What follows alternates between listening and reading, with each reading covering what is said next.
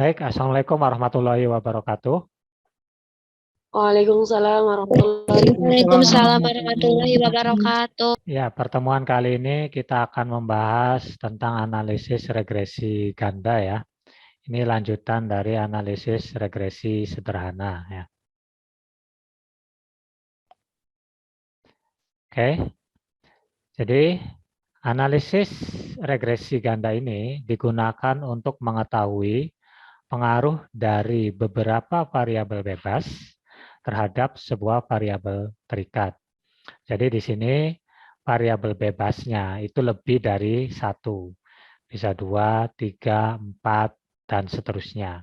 Sedangkan variabel terikatnya atau responnya itu hanya satu. Nah, ketika Anda meneliti dengan kondisi variabel seperti itu, ya, ingin mengetahui pengaruhnya, maka Anda harus menggunakan analisis regresi ganda ya, seperti itu. Ini di sini ada model regresi gandanya ya. Itu YI sama dengan beta 0 ditambah beta 1 XI1 ditambah beta 2 XI2 ditambah titik-titik ditambah beta P dikurangi 1 XI P dikurangi 1 ditambah E ya. Di mana beta 0, beta 1, beta 2, dan beta pi dikurangi 1 itu adalah parameternya ya. Sedangkan XI1, XI2, XI3, dan seterusnya adalah konstanta yang diketahui nilainya. Ya. Sedangkan E itu saling bebas, seperti itu ya.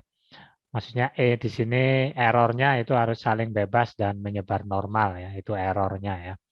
Oke. Itu pendahuluan mengenai regresi ganda ya. Ada definisi dan juga beberapa model linearnya.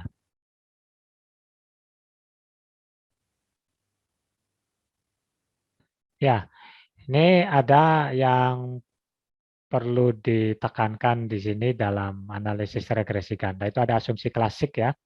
Ada asumsi klasik dalam regresi ganda itu ada 4, yaitu uji normalitas, uji homogenitas, uji multikolinearitas, dan uji autokorelasi ya. Itu. Oke. Nah, apa itu uji normalitas? Uji normalitas itu datanya itu menyebar ya atau berdistribusi normal. Ya, sedangkan homogenitas itu di antara beberapa variabelnya itu dia tidak saling terikat. Maksudnya tidak saling bebas tapi homogen ya. Jadi tidak heterogen maksudnya tadi ini hanya homogen. Homogen itu relatif sama di antara variabel-variabel yang ada seperti itu ya. Kemudian ada uji multikolinearitas itu ingin mengetahui apakah ada korelasi di antara variabel bebasnya. Misalnya variabel bebasnya X1, X2, X3. Nah, ada korelasi nggak antara X1, X2, dan X3? Kalau terdapat korelasi di antara variabel bebas, maka disebut ada multikolinearitas. Ya. Dan itu harus dihindari dalam analisis regresi ganda, seperti itu ya. Sedangkan uji autokorelasi itu uji untuk mengetahui apakah ada korelasi di dalam dirinya sendiri ya. Misalnya variabel X1 ya, nah, data ke-10 dan ke-11 itu ada korelasi. Nah, itu berarti ada autokorelasi namanya. Ya. Sedangkan kalau tidak ada korelasi di dalam dirinya, maka tidak terjadi autokorelasi. Itu perbedaan antara multikolinearitas dengan autokorelasi. Jadi keempat uji ini itu harus dipenuhi ketika kita mau menggunakan regresi ganda yang bersifat linier ya, seperti itu. Ya, linier ataupun non linier ya. Oke, asumsi ini harus dipenuhi. Kalau salah satu asumsi tidak terpenuhi, maka kita bisa menggunakan uji lain, ya. Jadi asumsi ini harus dipenuhi. Nah, nanti kita cek apakah datanya yang salah, apakah cara mengumpulkan datanya yang salah atau seperti apa. Ya, itu kalau asumsi-asumsi klasik ini tidak terpenuhi.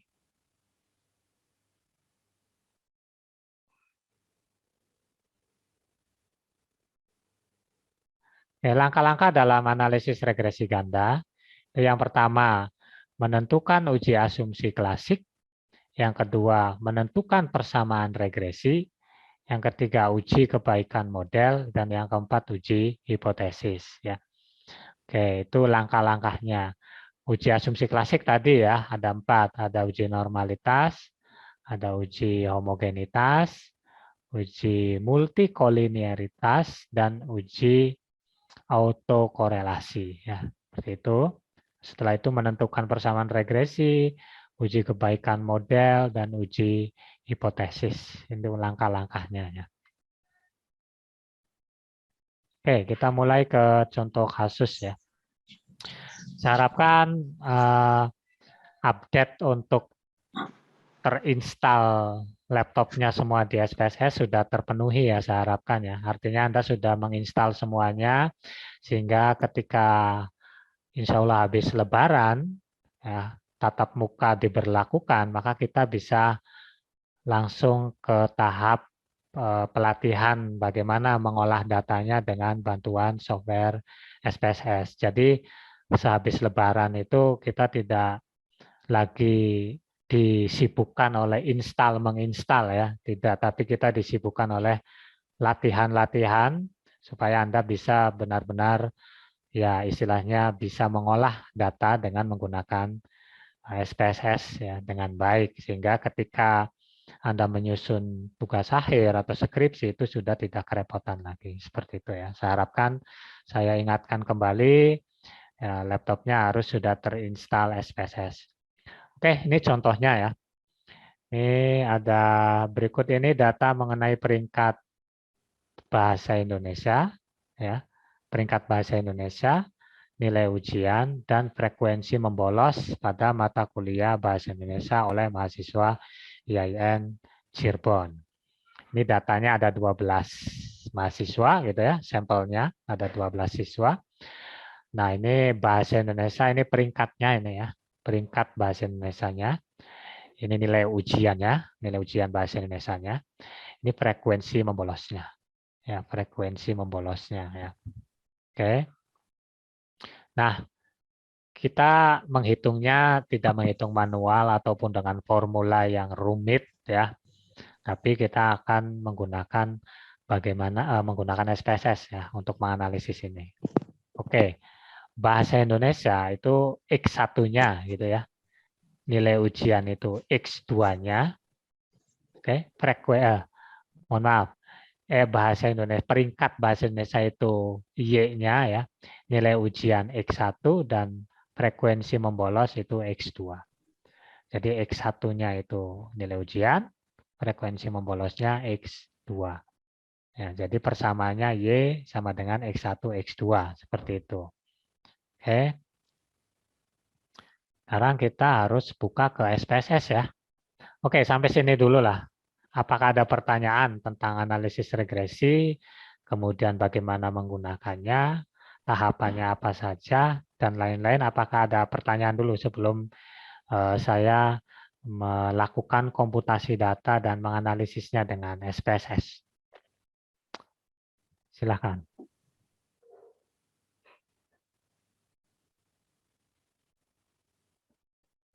Oke, ada pertanyaan? Atau kita lanjutkan langsung ke bagaimana mengolah datanya?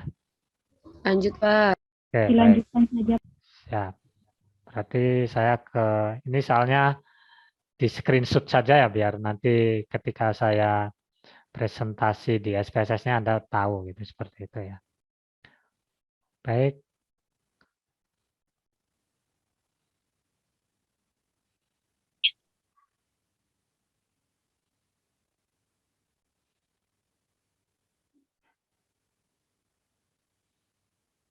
Ya, ini SPSS sudah terlihat.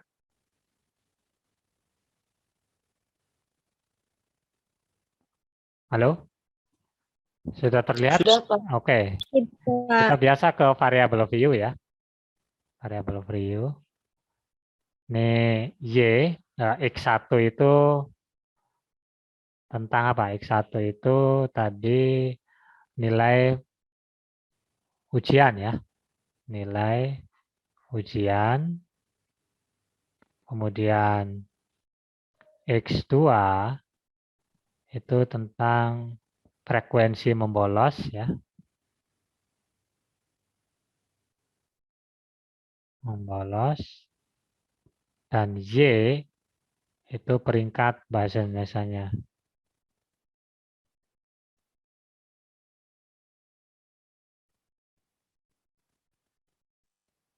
Oke. Ini data view-nya ya. Variable view. Kemudian kita ke data view. Untuk yang mengikuti perkuliahan ini dengan menggunakan laptop ya dan sudah terinstall SPSS-nya, silahkan ikuti langkah-langkah yang saya lakukan ya supaya nanti kalau misalnya masih belum paham, Anda tinggal nanti lihat recorded-nya dan lakukan latihan berulang-ulang supaya Anda memahami apa yang telah saya sampaikan seperti itu. Silakan bagi yang sudah Ketinggalan. itu ya. Ini tolong jangan itu di mute dulu itu.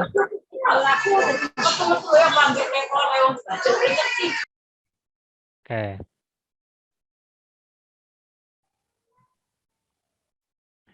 Oke, kita mulai komputasinya ya. Bahasa Indonesia ya.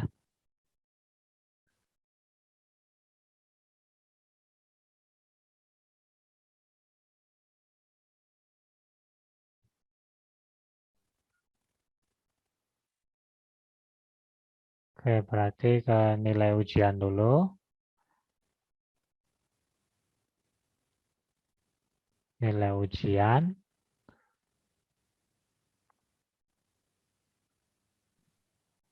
Kemudian frekuensi membolos.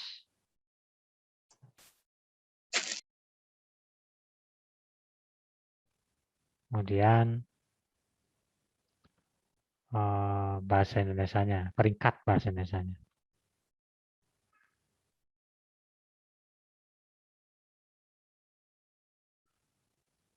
Nah, seperti itu. Ini kebetulan saya punya data mentahnya ya, jadi langsung di copy paste. Oke, kalau ini sudah siap, berarti kita tinggal melanjutkan ke tahap dari analisis regresi ganda ya. Silakan, barangkali Anda sedang membuka laptopnya, buka SPSS-nya dibuka, kemudian silakan mengikuti langkah-langkah prosedur seperti yang saya lakukan ya.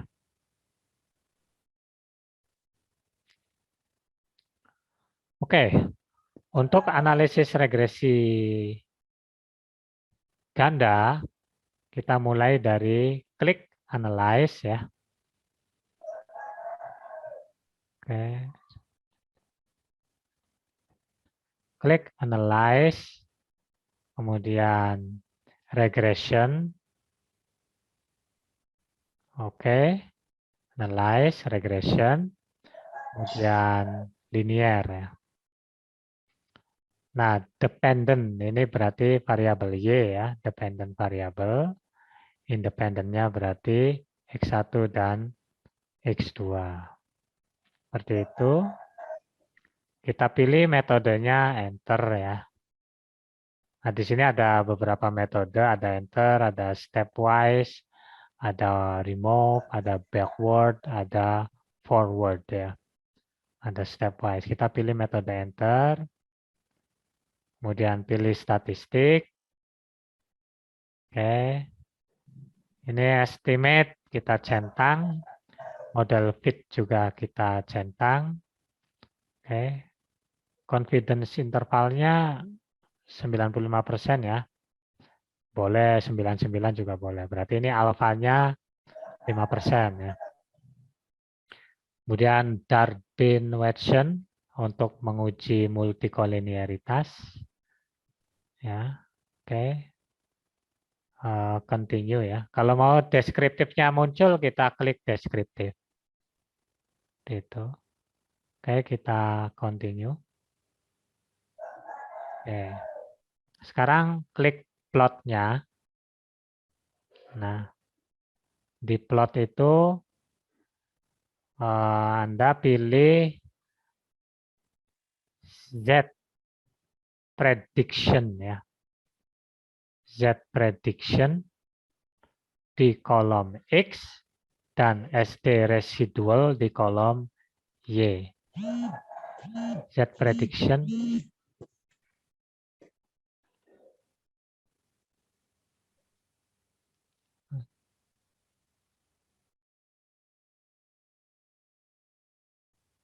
sebentar, kok hilang ini?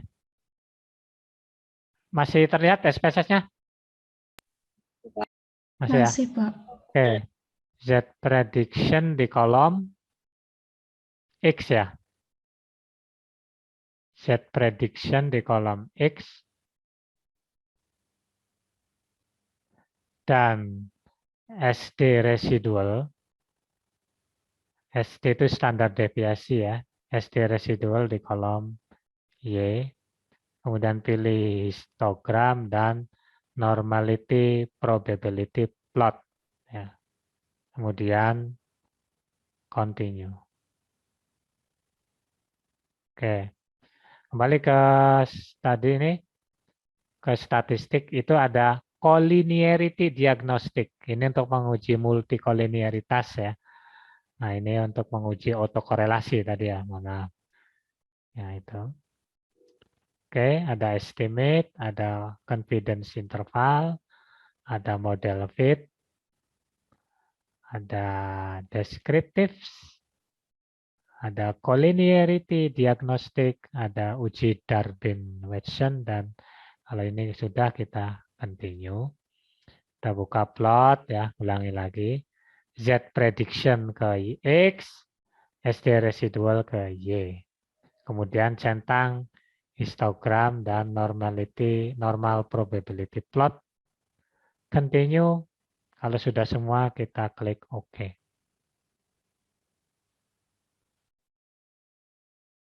Ya, ini udah. Ini statistik deskriptif. Oh, kelihatan belum itu outputnya? Belum, Pak. Belum Belum, ya? Pak. Oke, ini beda ini. Kita stop dulu slide-nya.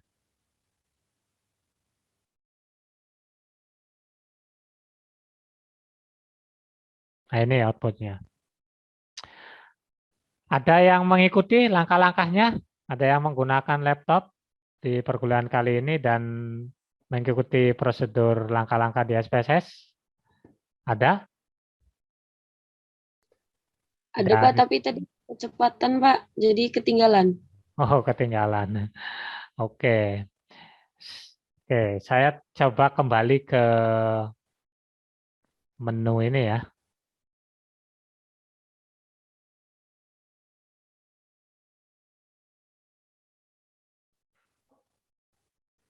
Oke, tahap ini sudah.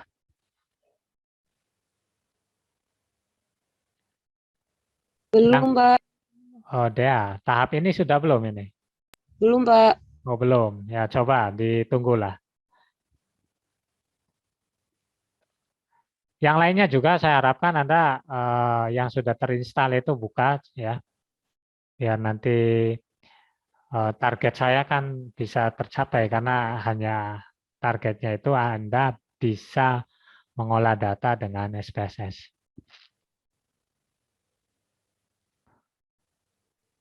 Oke.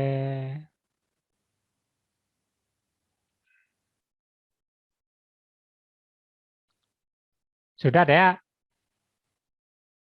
Sedang, Pak. Benar, Pak. Oke.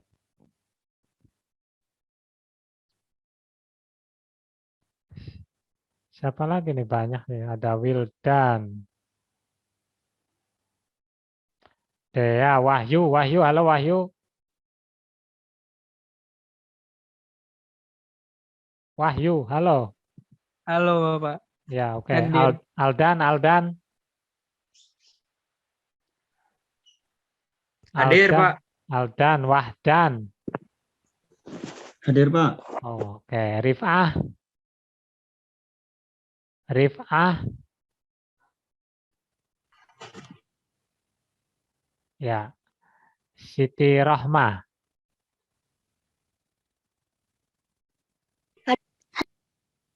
Oke. Dewi Royana, Fatimatul Zahra. Ya, saya harapkan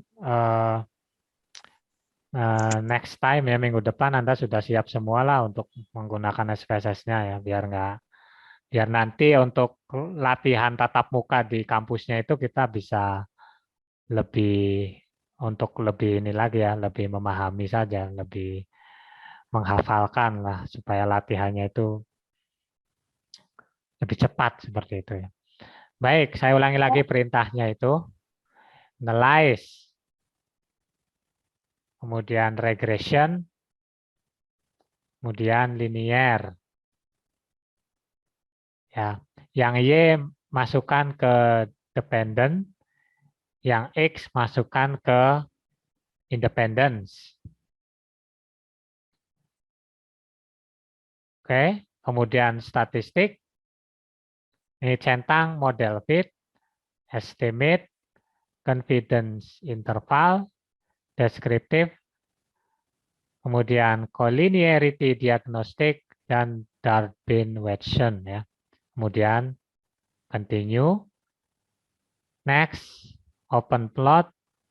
Nah, di plot untuk Y-nya itu masukkan SD residual dan X-nya Z prediction. Kemudian centang histogram, kemudian centang normal probability plot, kemudian continue, baru klik OK ya. Oke, silahkan nanti akan muncul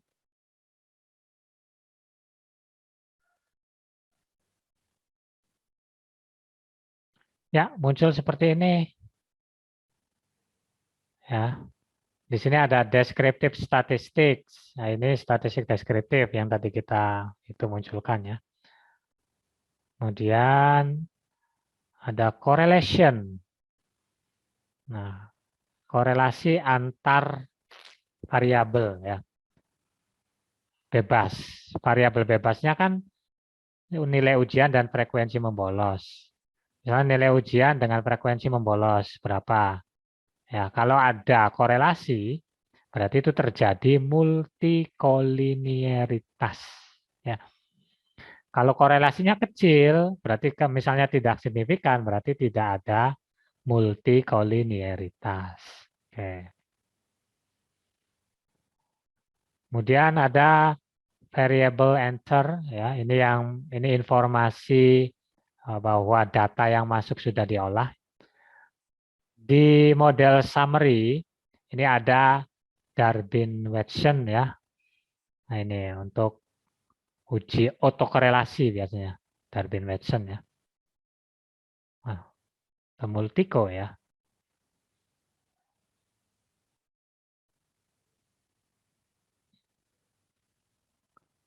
Nah di sini juga di tabel koefisien itu ada collinearity statistik itu dengan uji VIF ya, ujinya itu menggunakan itu. Oke.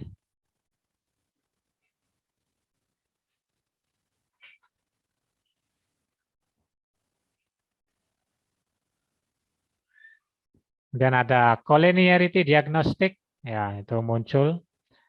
Residual statistik, ada histogram ya, dependent variable, peringkat bahasa Indonesia. Ini untuk menginterpretasi normalitas data ya, apakah data normal atau tidak itu kita bisa lihat di sini ya. di tabel itu, atau dengan menggunakan ppplot ya. Oke. Atau bisa menggunakan ini.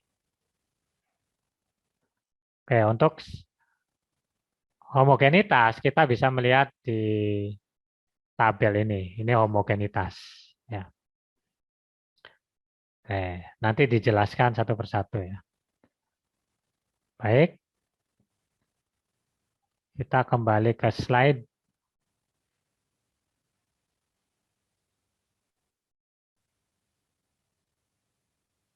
Ya, kita kembali ke slide ini.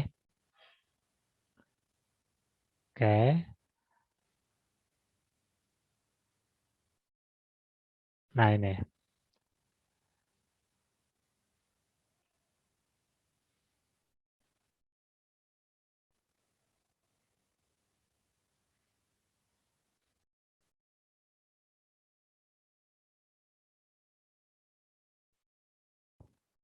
Oke, langkah-langkah pengujian dengan SPSS. Ini saya juga sudah tuliskan prosedurnya itu ya.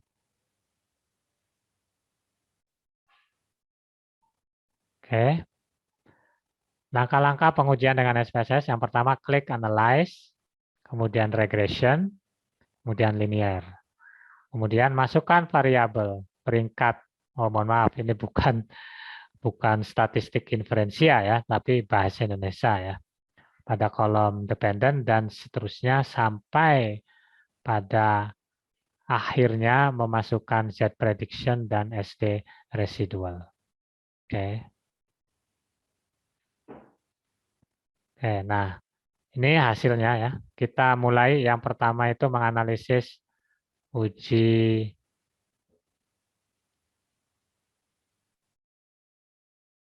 videonya ini ya. Oke, memeriksa normalitas data ya. Tadi error ya. Ini. Pemeriksaan normalitas error dalam output SPSS dapat dilihat dari beberapa hal, yaitu distribusi histogram, normal ppplot of regression standardized residual, dan pengujian hipotesis standardized residual melalui uji Kolmogorov-Smirnov atau Shapiro-Wilks. Jadi ada 3 cara untuk mengetahui apakah error pada model regresi itu bersifat normal atau tidak. Jika error pada model regresi normal, maka datanya juga bersifat normal. Kalau error dalam regresi itu tidak normal, maka data yang kita kumpulkan juga tidak normal. Yang pertama, bisa menggunakan distribusi histogram. Seperti ini. Ini cara pertama untuk mengetahui apakah error dalam regresi itu normal atau tidak.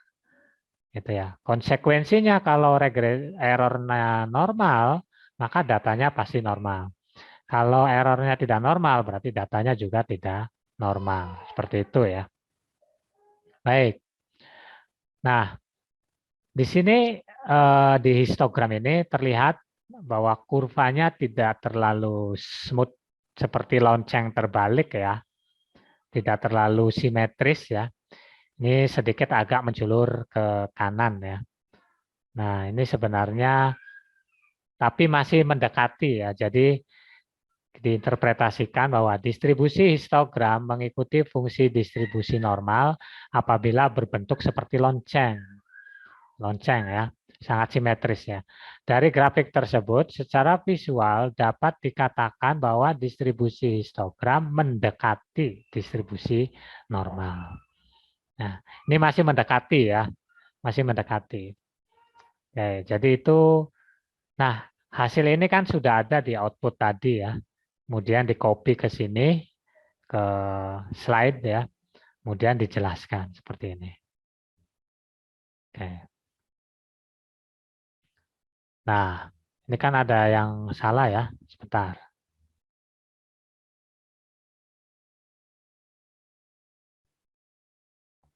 Harusnya tadi bukan statistik inferensia ya.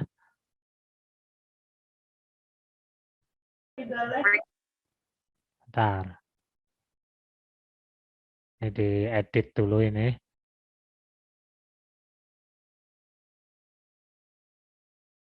Baik, sampai sini barangkali ada pertanyaan, silakan tanyakan baik langkah-langkah SPSS-nya ataupun teorinya ya.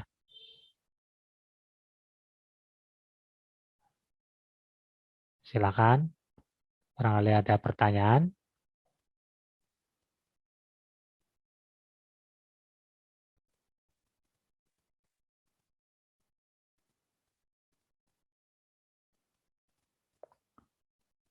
Oke.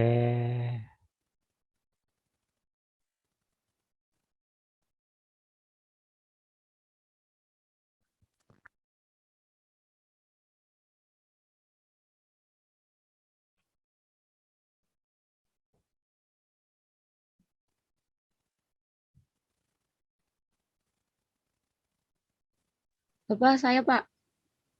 Ya, silakan. Ya, Siapa? Ini siapa? Dea, Ya. Pak. Oke, gimana Dea? Izin bertanya, Ya, Dea. tujuan dari regresi berganda, Pak, terus apa bedanya apa dengan yang regresi linier, Pak?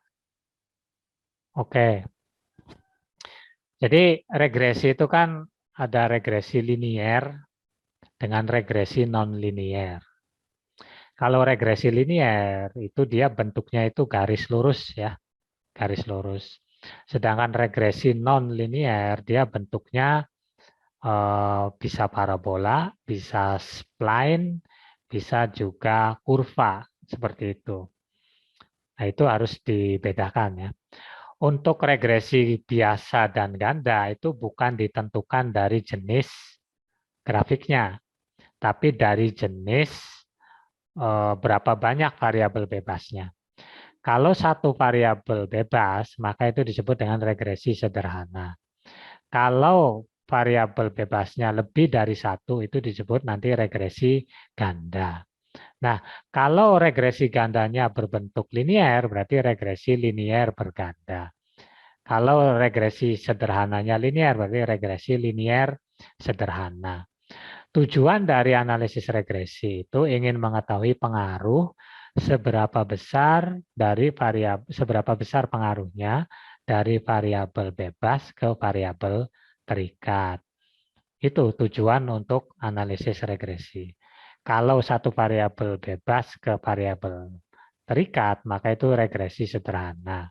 Kalau sifatnya linier, berarti regresi linier sederhana. Seperti itu, Dea. Pak, terima kasih. Oke, baik. Silakan yang lain, barangkali ada pertanyaan.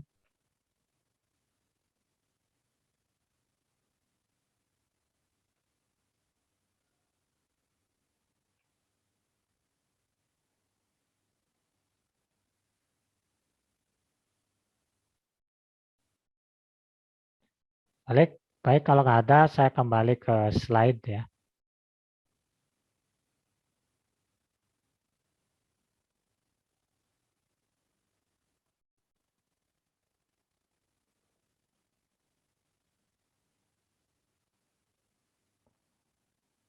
Oke. Tuh, kok begini?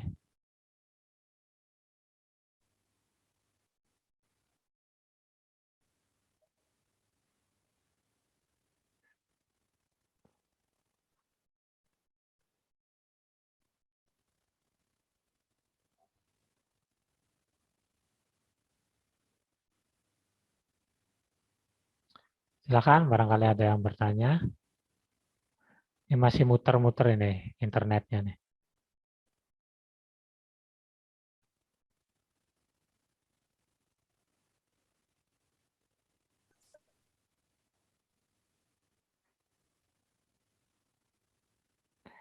Kalau suara saya terdengar jelas ya? Jelas, Pak. Jelas, Pak. Terdengar, Pak. Jelas. Barangkali ada gangguan sinyal atau gimana.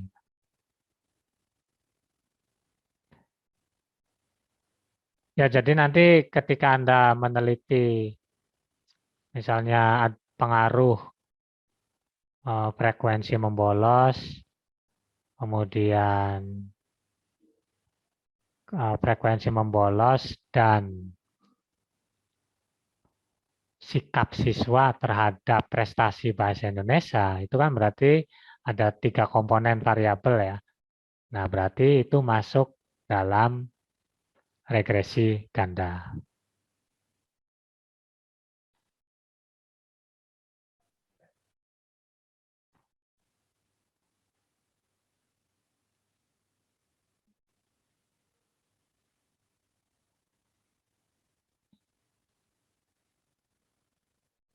Nah, ini udah siap nih.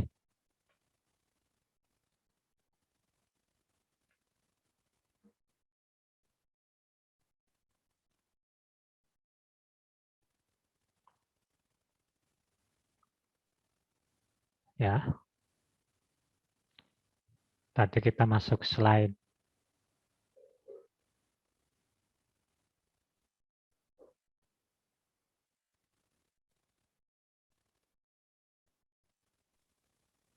Nah, ini kan. Ini ya. Tuh, ini kan grafiknya kan seperti ini ya. Tidak terlalu normal banget gitu ya, tapi mendekati normal. Kita asumsikan mendekati normal. Oke. Terus,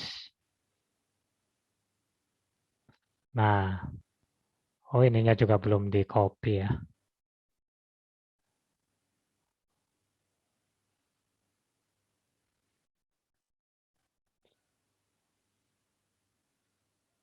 Oke, ini kita buka dari SPSS-nya.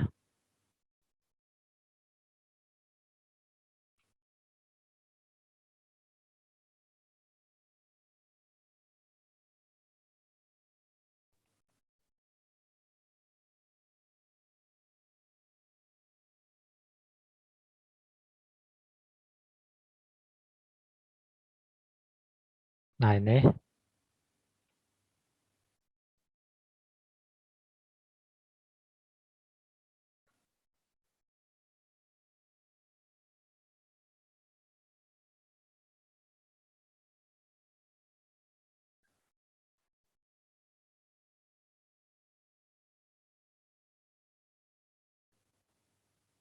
Kita tampilkan lagi.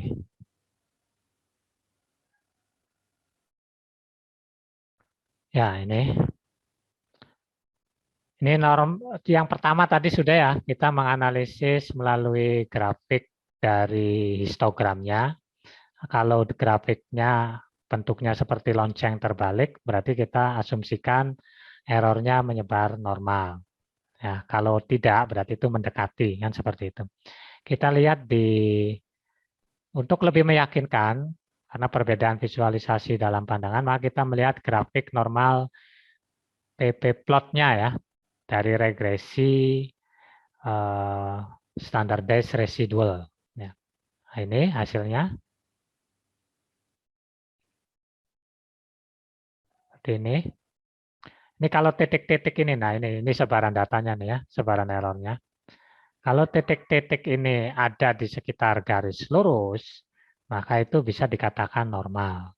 Ya, datanya ya. Jadi kalau tidak, berarti ya dia tidak normal.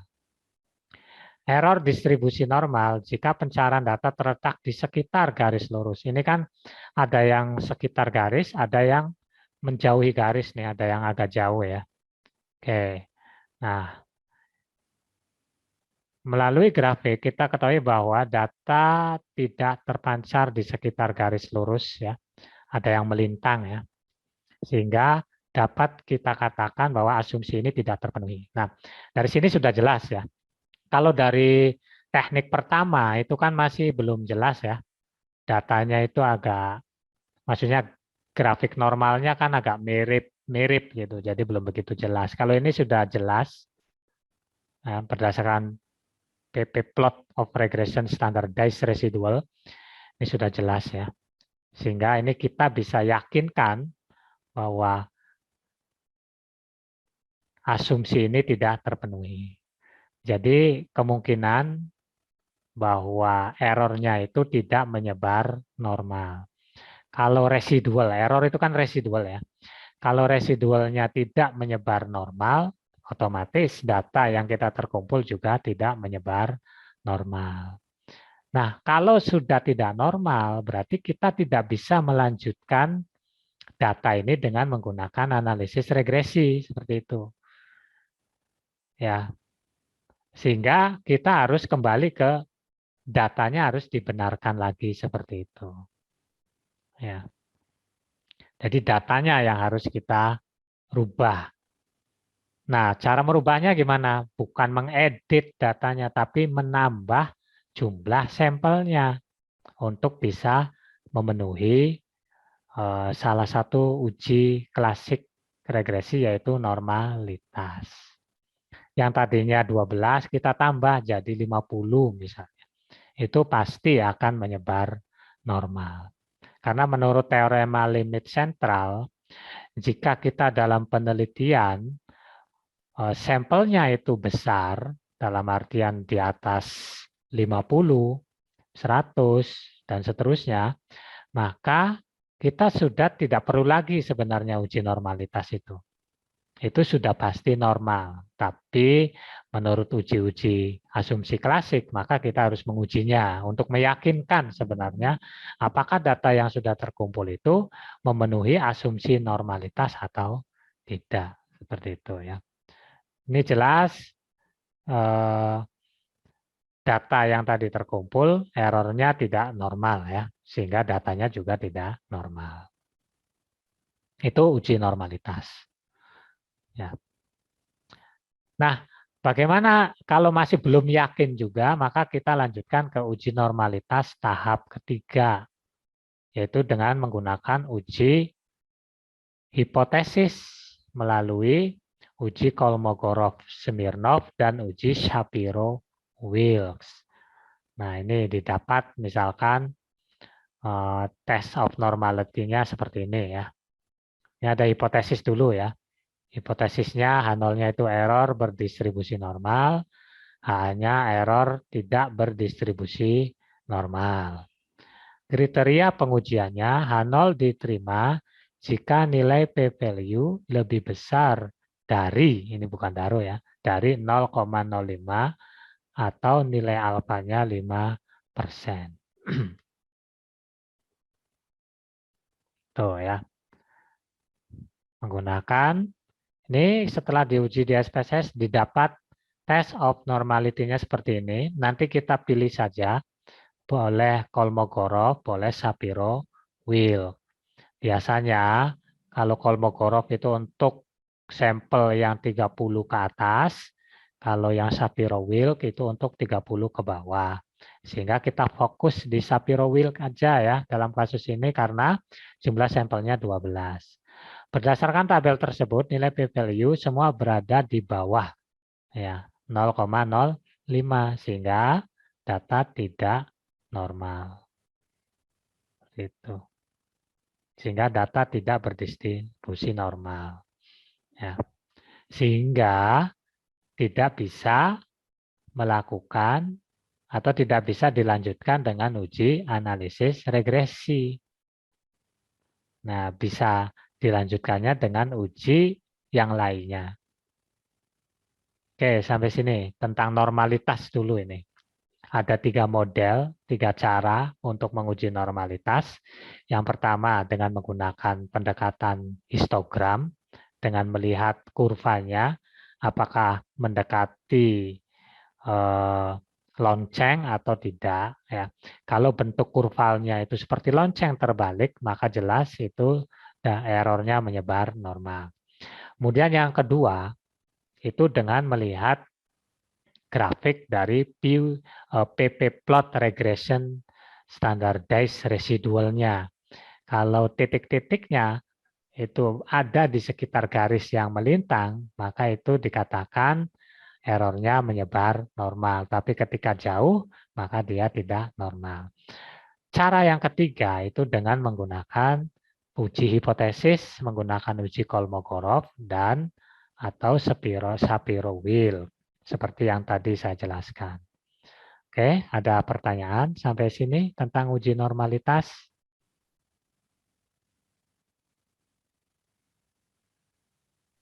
Tidak, Pak. Oke, baik. Kita coba lanjutkan ke... Oke, cukup ya kayaknya di sini. Untuk uji asumsi klasik kan di RPS itu uji regresi ganda ada 2 pertemuan, pertemuan 9 dan pertemuan 10. Oke, sampai sini ada pertanyaan?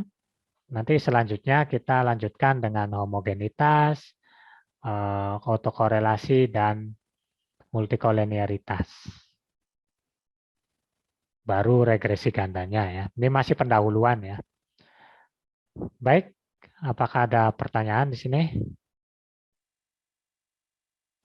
Ya. Jadi untuk uji analisis regresi ganda ini memang banyak aturannya ya. Kalau uji parametrik itu ada aturannya ya. Oke, yang pertama mulai dari uji asumsi klasik ada 4. Kemudian setelah itu nanti ke persamaannya, baru ke uji hipotesis untuk analisis regresi apakah ada pengaruh atau tidak itu sama dengan regresi linier sederhana. Jadi tidak terlalu rumit ya. Seperti itu. Oke, saya harapkan Anda tetap istilahnya latihan ya. Latihan analisis datanya. Yang penting itu analisis datanya. Nanti kita habis Lebaran ada tatap muka, mudah-mudahan kita bisa langsung latihan full ya untuk lebih memahami bagaimana mengkomputasi data dengan SPSS. Baik, saya kira cukup kalau tidak ada pertanyaan ya. Cukup 1 jam lah ya, kurang lebih 1 jam. Karena memang di bulan Ramadan ini kalau secara jadwal itu memang ada pengunduran waktu ya. Oke, baik. Sebelum saya closing, ada pertanyaan barangkali? Cukup, Pak. Cukup ya? Oke, Cukup, kalau Pak. misalnya ingin memperjelas, Anda bisa lihat recordingnya nanti di YouTube ya. Terima kasih atas perhatiannya. Assalamualaikum warahmatullahi wabarakatuh. Waalaikumsalam warahmatullahi